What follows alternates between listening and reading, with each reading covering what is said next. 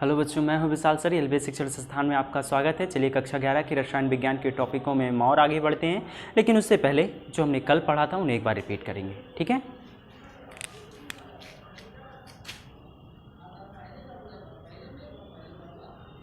कक्षा 11 रसायन विज्ञान।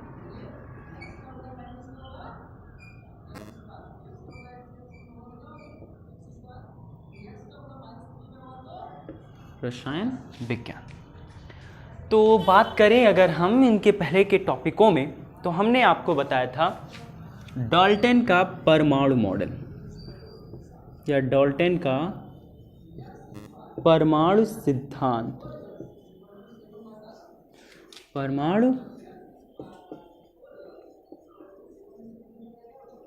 सिद्धांत क्या होता है? डाल्टन का परमाणु सिद्धांत, इनके विषय में मैंने आपसे चर्चा की थी। यहाँ हम इन्हें थोड़ा सा डीपली और थोड़ा सा बेहतरीन तरीके से समझने का प्रयास करेंगे।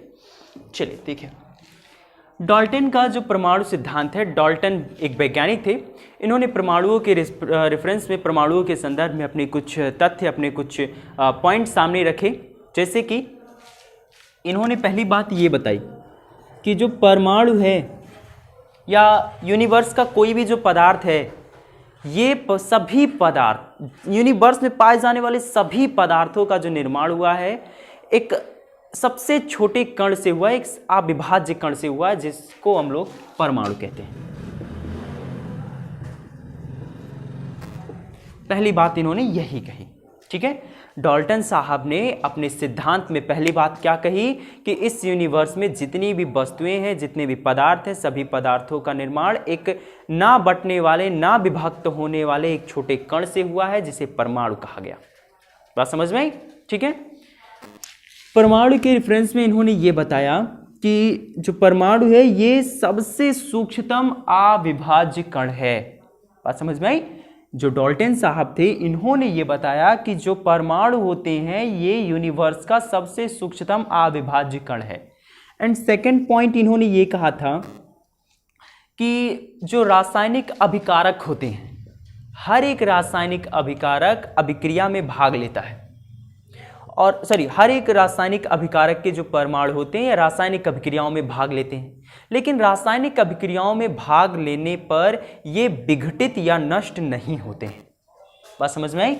जो हमारे परमाणु होते हैं किसी भी अभिकारक के, ये रासायनिक अभिक्रियाओं में जब भाग लेते हैं तो रासायनिक अभिक्रियाओं के दौरान ये ना तो विघटित होते हैं और ना ही नष्ट होते हैं। क्लियर?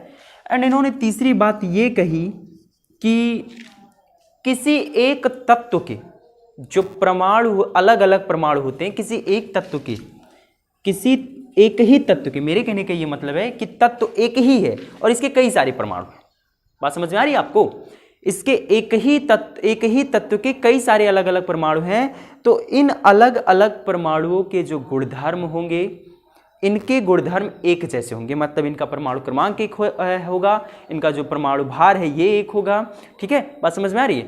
तो इसके जो हमारे डाल्टन साहब थे, इन्होंने ये तीसरा पॉइंट कहा कि एक ही तत्व के जो अलग अलग परमाणु होते हैं, इन अलग अलग परमाणुओं का जो गुणधर्म होती है, जो प्रॉपर्टी होती है, वो एक जैसी होती है।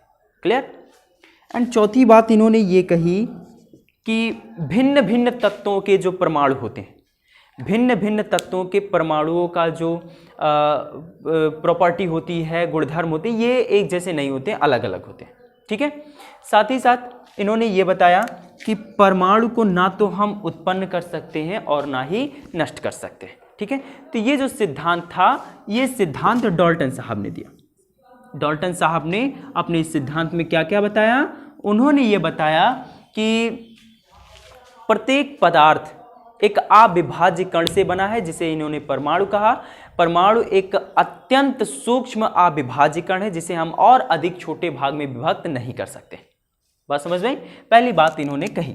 एंड दूसरी बात इन्होंने ये कही कि रासायनिक अभिकारक अभिक्रिया के दौरान रासायनिक अभिकारक के जो अणु होते हैं, के जो परमाणु होते हैं, ये परमाणु रासायनिक अभिक्रियाओं में भाग लेते वक्त या रासायनिक अभिक्रिया करते वक्त ना तो विघटित होते हैं और ना ही नष्ट होते हैं। बात समझ गई? इसके बाद तीसरी बात इन्होंने ये कही कि एक ही तत्व के जो अलग अलग परमाणु होते हैं, इन अलग अलग परमाणुओं का जो गुणधर्म होती है, कि जो प्रॉपर्टी होती है वो एक जैसी होती है। मतलब एक ही तत्व रहे और इनके कई सारे अगर अणु हैं तो इन अणुओं के जो गुणधर्म है, जैसे इनका परमाणु क्रमांक, इनका परमाणु भार, प्रोटॉनों की संख्या, न्यूट्रॉनों की संख्या, इनका जो द्रव्यमान है, सब एक जैसे होंगे। बात समझ में आई?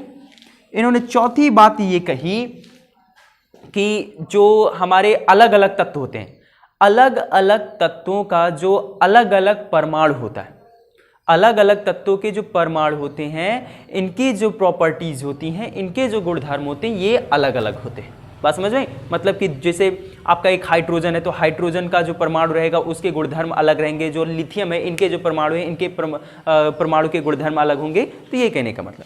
एंड लास्ट बात इन्होंने ये कही, पांचवी बात इन्होंने ये कही कि परमाणु को ना तो हम उत्पन्न कर सकते हैं और ना ही नष्ट कर सकते हैं। तो डाल्टन साहब के इन परमाणु सिद्धांतों में कुछ थोड़े बहुत प्रॉब्लम थे। तो उन थोड़े बहुत प्रॉब्लम को बाद के जो हमारे आधुनिक वैज्ञानिक थे, इन आधुनिक वैज्ञानिकों ने उनमें कुछ सुधार किया। उन सुधार के बाद एक नया सिद्धांत दिया, जिसे हम लोग कहते हैं आधुनिक डाल्टन परमाणु सिद्धांत। तो आइए देखते हैं कि ये सिद्धांत क्या है। तो अगला जो हमारा टॉपिक है, जिसका नाम है डाल्टन के परमाणु सिद्धांत में संशोधन। डाल्टन के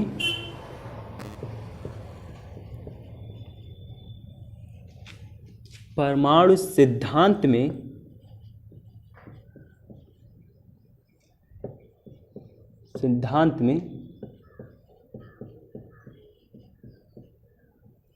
संशोधन।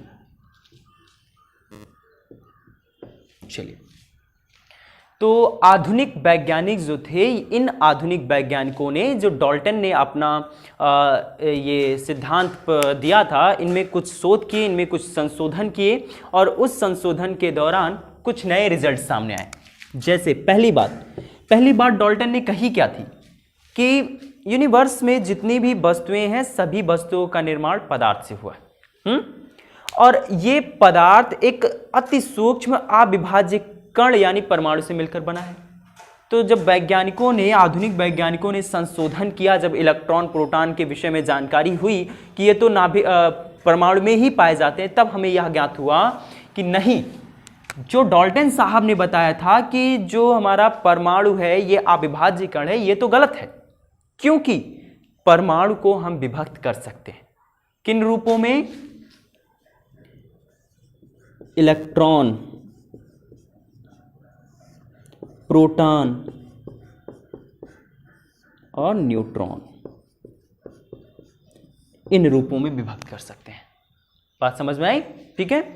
तो डाल्टन के जो परमाणु सिद्धांत थे, उनमें जब संशोधन किया गया तो उनकी पहली बात ने उन्होंने जो पुष्टि की थी कि जो परमाणु है ये अविभाज्य कण है, एक अविभाज्य सूक्ष्मतम कण है।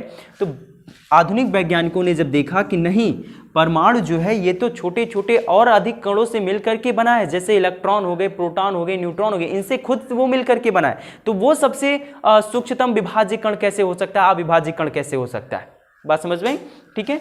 तो यहाँ से संशोधन से हमें ये पहली बात की निष्कर्ष मिलती है, पहली पुष्टि मिलती है कि जो परमाणु होते हैं ये यूनिवर्स का, ब्रह्मांड का सबसे अति सूक्ष्म विभाज्य कण नहीं है। बात समझ में आई? ठीक है। एंड दूसरी बात डाल्टन साहब ने ये कही थी कि एक ही तत्व के जो अलग अलग परमाणु होते हैं, इन अलग अलग परमाणुओं का जो गुणधर्म होता है ये एक जैसा होता है, जबकि आधुनिक संशोधन के दौरान ऐसा बिल्कुल नहीं है, ऐसा बिल्कुल नहीं है। ठीक है। देखिए, किसी भी एक तत्व के अगर कई सारे परमाणु हैं, ठीक है, ये भी परमाणु है, ये भी परमाणु है, ये भी परमाणु है, तो जरूरी नहीं है कि इन सभी परमाणुओं का जो परमाणु द्रव्यमान हो ये एक जैसा हो। बात समझ में आई? ठीक है। आधुनिक संशोधन में हमें यह ज्ञात हुआ कि ये जो बात जो डाल्टन साहब ने अपने संशोधन में अपने सिद्धांत में कहा था कि एक तत्व के जितने भी परमाणु होते हैं उन सभी परमाणुओं का जो गुणधर्म होता है वो एक जैसा होता है, का जो व्यवहार होता है एक जैसा होता है। लेकिन आधुनिक संशोधन के दौरान हमें ज्ञात हुआ कि ऐसा बिल्कुल नहीं है। अगर एक ही तत्व के कई अलग अलग परमाणु हैं तो इन अलग अलग परमाणुओं का जो परमाणु द्रव्यमान होता है ये अलग अलग हो सकता है। बात समझ में आई? ठीक है। और किसी एक तत्व के अलग अलग परमाणुओं का यदि द्रव्यमान अलग अलग है तो उस तत्व को हम लोग कहते हैं समभारिक। क्या कहते हैं? उन तत्वों को समभारिक कहा जाता है। बात समझ में आई? ठीक है।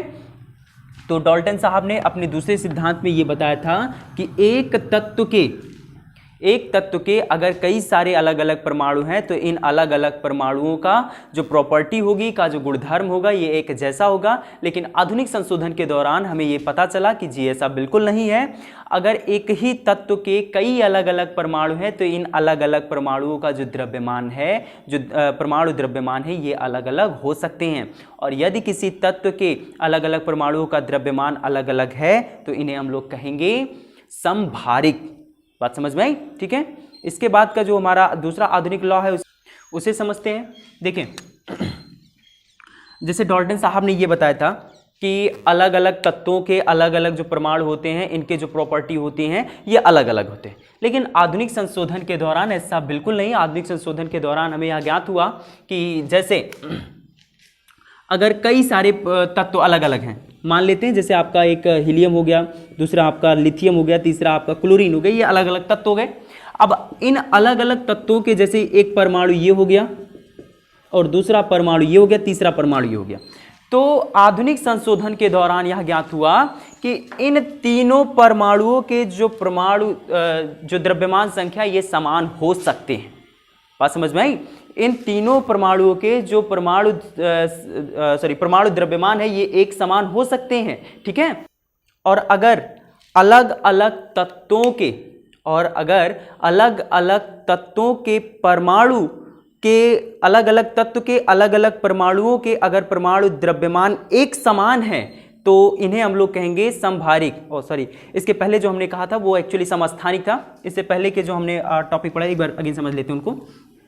जैसे इससे पहले टॉपिक में हमने आपको बताया कि अगर एक ही तत्व के अलग अलग परमाणु हैं तो इन अलग अलग परमाणुओं का जो परमाणु द्रव्यमान है ये समान हो सकते हैं, ये अलग अलग भी हो सकते हैं। जैसे मेरे कहने का मतलब ये है कि डाल्टन साहब ने ये बताया था कि अगर एक तत्व है और एक तत्व के जितने अलग अलग परमाणु होंगे सभी अलग अलग परमाणुओं का जो प्रॉपर्टी है ये प्रॉपर्टी एक जैसी होगी। लेकिन आधुनिक संशोधन के दौरान ऐसा बिल्कुल नहीं है।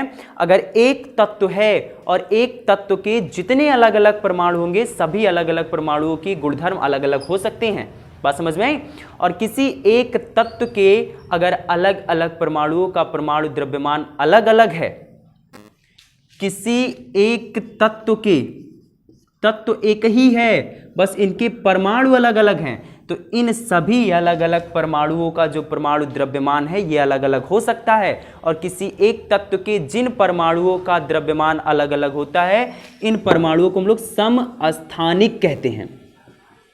क्या कहते हैं? समस्थानिक कहते हैं। बात समझ में आई? ठीक है। और अभी दूसरे पे आते हैं। जैसे डाल्टन साहब ने ये बताया था कि अलग अलग जो तत्व होते हैं, अलग अलग तत्वों के अलग अलग जो परमाणु होते हैं, इन परमाणुओं की जो प्रॉपर्टी होती है ये एकदम अलग अलग होती है, एक जैसे सिमिलर नहीं होती। तो आधुनिक संशोधन में हमें ये निष्कर्ष मिला कि जी ऐसा बिल्कुल नहीं है। अगर अलग अलग तत्व हैं और अलग अलग तत्वों के परमाणु अलग अलग हैं तो इन परमाणुओं के परमाणु जो द्रव्यमान है ये एक समान हो सकते हैं। और अगर अलग अलग तत्वों के अलग अलग परमाणुओं का परमाणु द्रव्यमान एक समान है तो इन परमाणुओं को हम लोग कहते हैं समभारिक। क्या कहते हैं? समभारिक कहते हैं। बात समझ में आई? ठीक है। समभारिक किसे कहते हैं? एक ही तत्व के अलग अलग तत्व के अलग अलग परमाणु और इन अलग अलग परमाणुओं का जो परमाणु द्रव्यमान है अगर ये एक समान है तो इन्हीं परमाणुओं को हम लोग कहेंगे समभारिक। लेकिन अगर एक ही तत्व के अलग अलग परमाणु और इन अलग अलग परमाणुओं के जो गुणधर्म हैं जैसे इनका परमाणु द्रव्यमान हो गया, अगर ये एक जैसे नहीं है, ये अलग अलग हैं, तो उन्हें हम लोग कहते हैं समस्थानिक। बात समझ में आई? ठीक है, तो ये डाल्टन के परमाणु का जो परमाणु सिद्धांत था उसमें संशोधन हो गए। अब इसके बाद का जो हमारा अगला टॉपिक है वो परमाणु और अणु के विषय में है। तो पहले हम सारी बातें परमाणु से ही जो रिलेट हैं इनको क्लियर कर लेते हैं। चलिए, पहली बात तो ये कि अब हम यहाँ डाल्टन के अकॉर्डिंग परमाणु क्या है नहीं पढ़ेंगे, ठीक है। अब जो वास्तव में परमाणु है, जो वास्तविकता में परमाणु है, उसके रेफरेंस में पढ़ेंगे, ठीक है। तो परमाणु के संदर्भ में अगर हम वास्तविकता में बताएं आपको, तो परमाणु एक विभाज्य कण है जिनसे मिलकर के हमारे पदार्थ बने होते हैं। बात समझ में आई? परमाणु एक सूक्ष्मतम विभाज्य कण है जिससे मिलकर के हमारे सभी पदार्थ बने होते हैं। परमाणु खुद न्यूक्लियनों, किससे? न्यूक्लियनों से मिलकर के बने होते हैं। न्यूक्लियन का मतलब क्या होता है पहले हम ये जान लेते हैं। देखिए, नाभिक में रहने वाले सदस्यों को न्यूक्लियन कहा जाता है। नाभिक में रहने वाले सदस्यों को क्या कहा जाता है? न्यूक्लियन। और नाभिक में कौन कौन लोग रहते हैं? नाभिक में आपका एक प्रोटॉन रहता है और दूसरा न्यूट्रॉन रहता है, ठीक है। प्रोटॉन और न्यूट्रॉन को न्यूक्लियन कहा जाता है, मतलब नाभिक में रहने वाले लोग, न्यूक्लियन का यही मतलब है, ठीक है। तो परमाणु जो होते हैं ये खुद न्यूक्लियन तथा इलेक्ट्रॉन से मिलकर के बने हैं। न्यूक्लियन का मतलब नाभिक में रहने वाले लोग, ठीक। तो अब परमाणु के संदर्भ में और हम विषय में बात करें अगर, तो परमाणु जो होते हैं ये एक खोखला गोला होता है। परमाणु जो होता है ये एक खोखला गोला होता है। हालांकि ये चीज़ें अभी हम बाद में जा करके जब हम रदरफोर्ड का परमाणु मॉडल वगैरह पढ़ेंगे, जब हम वहाँ पूरा एक चैप्टर पढ़ेंगे परमाणु संरचना, तो परमाणु संरचना जब हम पढ़ेंगे तो वहाँ इसका पूरा क्षेत्र बताया जाएगा। हालांकि हम यहाँ परमाणु के रेफरेंस में पढ़ रहे हैं तो यहाँ थोड़ा जान लेते हैं कि परमाणु एक्चुअली क्या है, ठीक। तो परमाणु क्या होता है? एक खोखला गोला होता है, ठीक। और परमाणु की जो त्रिज्या होती है ये 10⁻⁻10 मीटर की कोटि की होती है। बात समझ में आई? ठीक। जो परमाणु की त्रिज्या होती है लगभग एवरेज औसतन 10⁻⁻10 मीटर की कोटि की होती है। प्रत्येक परमाणु के भीतर एक ठोस गोला पाया जाता है और इस ठोस गोले को हम लोग नाभिक कहते हैं। क्या कहते हैं? नाभिक कहते हैं। और किसी भी परमाणु का जो समस्त द्रव्यमान होता है वो इसी नाभिक पर रहता है। बात समझ में आई? ठीक है। किसी भी परमाणु का जो समस्त द्रव्यमान रहता है ये समस्त द्रव्यमान इसी नाभिक में रहता है। और नाभिक की जो प्रकृति होती है ये पॉजिटिव होती है, धन आवेशित होती है। क्लियर? ठीक। और थोड़ा सा अगर हम विषय में बात करें परमाणु की संरचना में, तो देखिए जरा, अभी मैंने बताया परमाणु एक जो है आपका खोखला गोला होता है। ये आपका जो खोखला गोला है, मान लिया ये हमारे परमाणु, ठीक, ये हमारा खोखला गोला हो गया। इस खोखले गोले के भीतर एक ठोस और गोला होता है। ये हो गया हमारा ये दूसरा वाला ठोस गोला। और जो ठोस गोला होता है मैंने बताया इसी ठोस गोले को हम लोग नाभिक कहते हैं। क्या कहते हैं? नाभिक कहते हैं। बात समझ में आई? ये हो गया नाभिक। नाभिक में जो हमारा किसी भी परमाणु का जो नाभिक होता है उसी नाभिक में हमारे परमाणु का कुल द्रव्यमान उपस्थित होता है। बात समझ में आ रही है? ठीक है। और नाभिक में रहते हैं प्रोटॉन तथा न्यूट्रॉन। कौन कौन रहते हैं? प्रोटॉन तथा न्यूट्रॉन रहते हैं। और इस नाभिक के बाहर और ये परमाणु के भीतर कुछ निर्धारित रूप से कक्षाएं होती हैं जिन्हें हम ऊर्जा स्तर भी कहेंगे, लेकिन अभी नहीं। जब हम और आगे जब वही आपका परमाणु संरचना वाला चैप्टर पढ़ लेंगे तब वो आपको समझ में आएगा कि क्यों इन्हें हम ऊर्जा स्तर कहते हैं। बात समझ में आई? और ये जो आप लाइनें देख रहे हो जिन्हें हम लोग ऊर्जा स्तर या कक्षाएं कहते हैं, इन कक्षाओं में इलेक्ट्रॉन रहते हैं। कौन रहते हैं? इलेक्ट्रॉन। और ये इलेक्ट्रॉन ऐसे वृत्ताकार मार्ग में गति करते हैं। अब ध्यान देने वाली बात ये है, आप शुरू से यही पढ़ते आए हैं कि ये जो इलेक्ट्रॉन होते हैं ये इसे वृत्ताकार कक्षा में गति करता है, जो कि गलत है। ये इलेक्ट्रॉन वृत्ताकार कक्षा में गति करता है, ये बात तो सही है, लेकिन साथ ही साथ ध्यान देने वाली बात ये है कि ये सिंगल गति कभी नहीं करता है। ये जो आपका इलेक्ट्रॉन है एक अकेला मूव कभी नहीं करता है। हर एक इलेक्ट्रॉन वृत्ताकार गति करने के साथ साथ वो चक्रीय स्पिन ऐसे अपनी धुरी पर घूमता हुआ इस वृत्ताकार मार्ग में गति करता है। बात समझ में आई? ठीक। और ये जो इलेक्ट्रॉन होते हैं, इलेक्ट्रॉन जो होता है ये ऋण आवेशित कण है, और एक इलेक्ट्रॉन पर आपने हाई स्कूल में पढ़ा है कि -1.6 × 10⁻⁻19 कूलम का चार्ज होता है। ठीक। जो प्रोटॉन होते हैं ये पॉजिटिव चार्ज होता है, और ये पॉजिटिव आवेशित कण है, और इस पर जो चार्ज होता है ये होता है +1.6 × 10⁻⁻19 कूलम एक प्रोटॉन पर। एंड जो न्यूट्रॉन होता है ये न्यूट्रल होता है, ये उदासीन होता है। बात समझ में आई? ठीक है। तो आज के लिए इतना ही। परमाणु के विषय में शेष पढ़ते हैं कल। जो टॉपिक समझ में नहीं आए उन्हें आप प्लीज कमेंट के थ्रू हमें बताएं, हम अगले वीडियो में उन्हें आपको फिर से समझाने का प्रयास करेंगे।